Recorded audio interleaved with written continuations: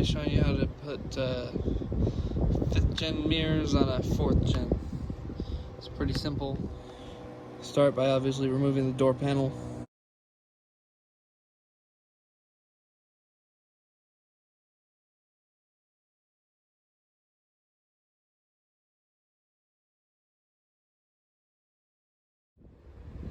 Alright, once you remove these little push clips, you just thread them out. You can thread them out all the way, and then just take a flathead screwdriver and pry the base out.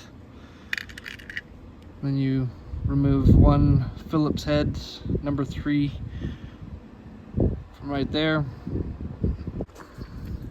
And there's also this little cover that pops off of it where the door handle goes. And the sail cover. They call it a sail cover because it looks like a sail for a sailboat. You also got to remove the door switches as well as this cover piece.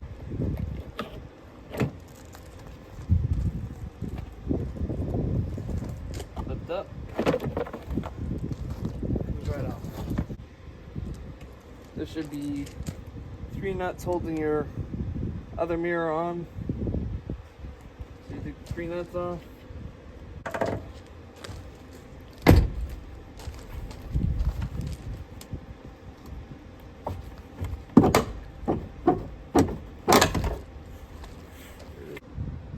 So this mirror actually had 5 studs.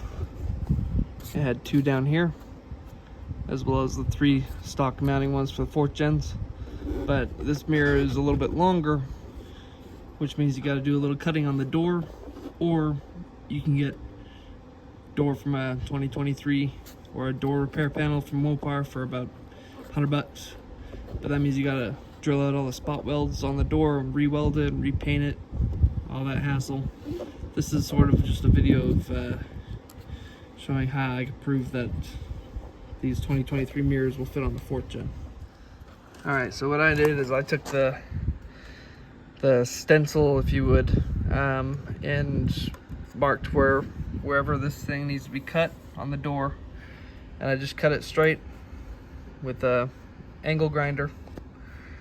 And you can also drill the other holes in where the other studs are if you want, for more security.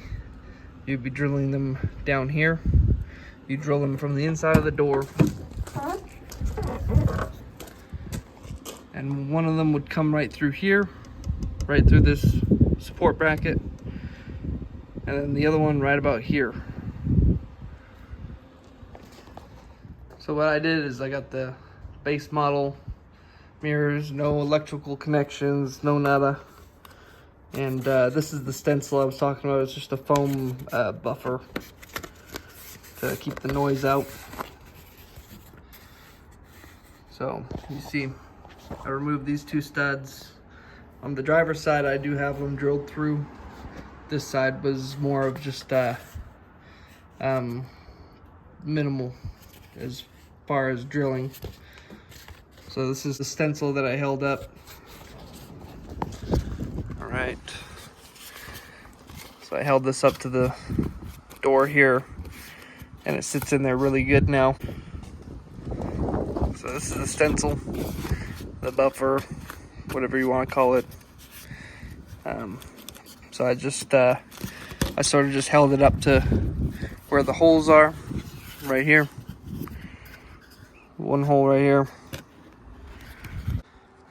And it sat on the door like so.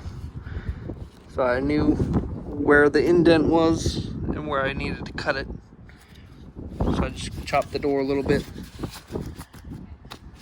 Now it fits in there good. All of my work on this one was precise guesswork in a gas station parking lot. But for those of you who want to go through with cutting the door, you're going to cut it straight down from where this is. Straight down, let's see here. Straight down 2 inches. Same with this one, 2 inches. You're gonna want to cut it straight down where it comes along this curve, about an inch from the edge of this hole here. Straight down 2 inches, 2 inches straight across. And that leaves you enough room if you mess up like I did here a couple of times, it's at least gonna cover it. Be best to use 2 people. Line it up. You gotta put it down in there real good. Then you put the nuts on, 3 or 5. Alright, so now everything is properly on there. No gaps.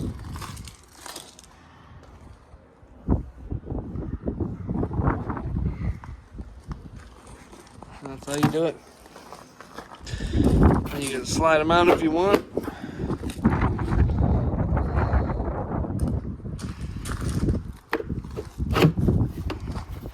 Now, the reason why I went with the base model mirrors is because the electronics they're not compatible with these old trucks, because this one's a 2011, and I don't believe they're compatible with the 2013 to 2018s either. And seeing how this thing is all held together by self-tapping bolts in the front end here for my 5th gen swap, I need to take it all apart to weld it up. That's going to be the next video, is showing you how to do the 5th gen swap, especially with the radiator support and the fender aprons.